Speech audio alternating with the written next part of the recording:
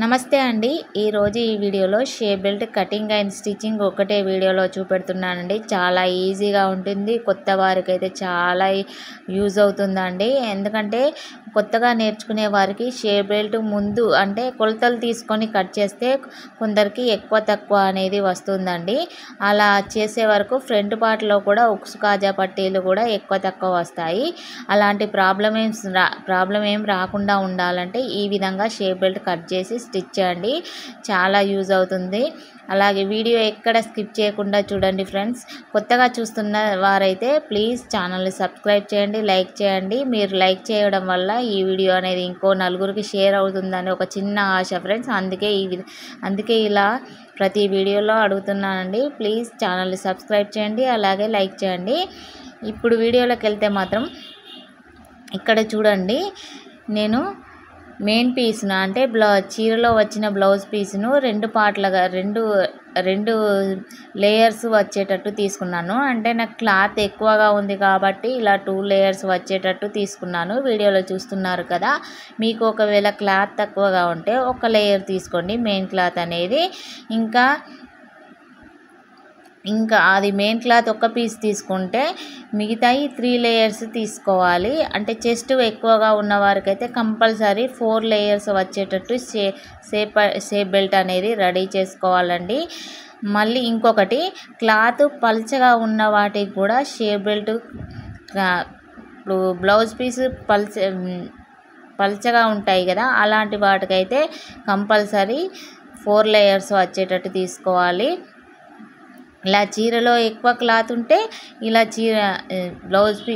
Blouse పీస్లో ఎక్కువ cloth అనేది ఉంటే బ్లౌజ్ పీస్ని ఇలా 2 లేయర్స్గా తీసుకొని ఒకటి లైనింగ్ పీసు ఎక్కువగా ఉన్నా కూడా లైనింగ్ పీసు 2 లేయర్స్ తీసుకోవచ్చు. మొత్తం 4 లేయర్స్ అవుతాయండి. ఒకవేళ లైనింగ్ పీస్ తక్కువగా ఉంటే ఎక్స్ట్రా ఇంకా ఏమైనా లోపల వేసుకొని స్టిచ్ చేసుకోవచ్చు. ఇక్కడ నాకైతే లైనింగ్ పీస్ ఎక్కువగా ఉంది, అలాగే చీరలోని క్లాత్ ఎక్కువగా ఉంది కాబట్టి నేను ఇలా lining piece 2 layers, blouse piece 2 layers వేసుకొని ఇలా స్టిచ్ చేస్తున్నానండి. వీడియోలో చూస్తున్నారు కదా. మీకు క్లాత్ తక్కువగా ఉంటే బ్లౌజ్ పీసు క్లాత్ తక్కువగా ఉన్న లైనింగ్ పీసు ఇంకా 2 ఎక్స్ట్రా ఏమైనా క్లాత్లు వేసుకోండి. బ్లౌజ్ పీసుని లైనింగ్ పీసు తక్కువగా ఉంటే ఇవి 2 కంపల్సరీ అయితే ఉండాలి. ఒకటి లైనింగ్ పీసు, ఒకటి మెయిన్ పీస్ అనేది కంపల్సరీ ఉండాలి. ఇంకా వేరే ఇంకేమైనా కాటన్ క్లాత్లు మధ్యలో వేసుకుంటే సరిపోతుంది. అవి మధ్యలోకి వెళ్తాయి. ఇక్కడ వీడియోలో చూస్తున్నట్టుగా లోపల మధ్యలో వేరే క్లాత్లు పెట్టుకొని ఈ విధంగానైతే స్టిచ్ చేసుకోండి ఫ్రెండ్స్. నాకు ఇక్కడ ఎక్కువగా ఉన్నది కాబట్టి నేను వీటితోనైతే షేప్ పట్టీ అనేది రెడీ చేస్తున్నాను. ఇంకో వీడియోలో ఇంకా వేరే ఎక్స్ట్రా క్లాత్లతోని ఏ విధంగా వేసుకొని రెడీ చేసుకోవాలో చూపెడతానండి. ఇలా వీడియోలో చూస్తున్నారు కదా. స్టిచ్ చేసుకున్న తర్వాత పైన ఒక టాప్ స్టిచ్ అనేది వేస్తున్నాను. ఎందుకంటే పైకి ఉబ్బినట్టు లేవకుండా ఉంటుందండి ఇలా స్టిచ్ అనేది వేయడం వల్ల.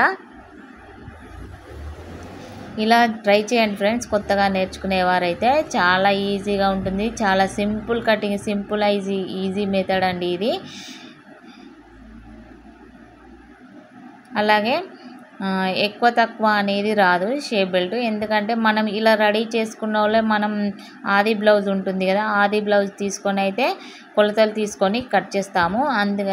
అలా చేయడం వల్ల షేప్ బెల్ట్ ఎక్కువ తక్కువ అనేది రాదండి. ఇలా టాప్ స్టిచ్ అనేది వేసుకున్న తర్వాత ఇలా రెడీ అయింది ఫ్రెండ్స్. ఇక్కడ చూడండి, నేను ఇక్కడ స్టిచ్ అనేది లైనింగ్ క్లాత్ మించెళ్ళి వేసుకుంటూ వస్తున్నాను. చూడండి షేప్ బెల్ట్ ఎట్లా ఉంటుంది, ఒక సైడు కొంచెం ఎక్కువగా, ఒక సైడు కొంచెం క్రాస్గా ఇలా ఉంటుంది కదా, ఒక పడవ ఆకారంలో వస్తుంది కదా, అంటే ఇలా క్రాస్గా వస్తుంది కదా.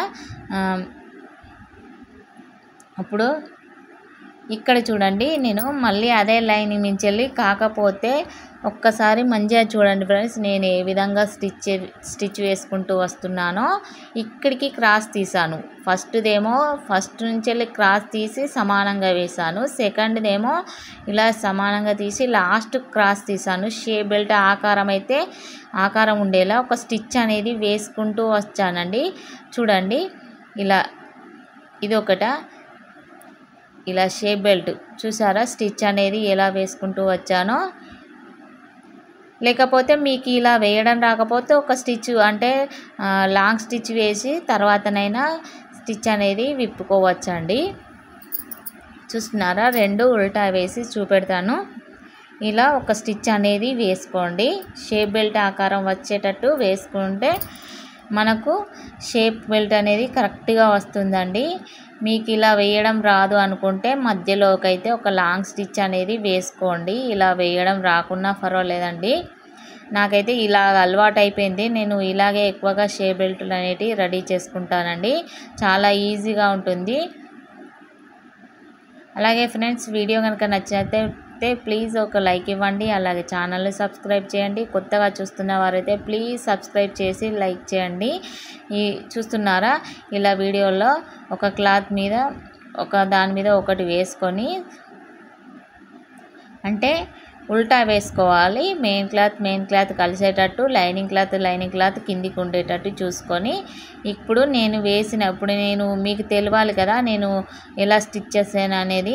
అందుకొరకైతే ఇలా మార్క్ అనేది వేసాను. ఇలా మార్క్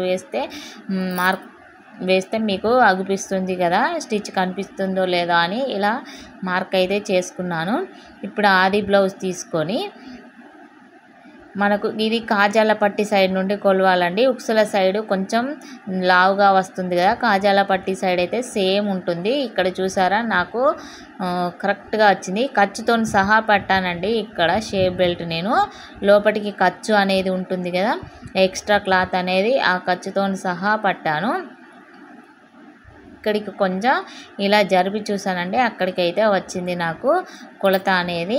ఇక్కడికి సైడ్ కూడా చూడాలి కదా కొలత అనేది. ఈ విధంగా చూసుకోండి. ఇక్కడ కూడా ఖర్చుతో సహా మార్కు చేసుకోండి.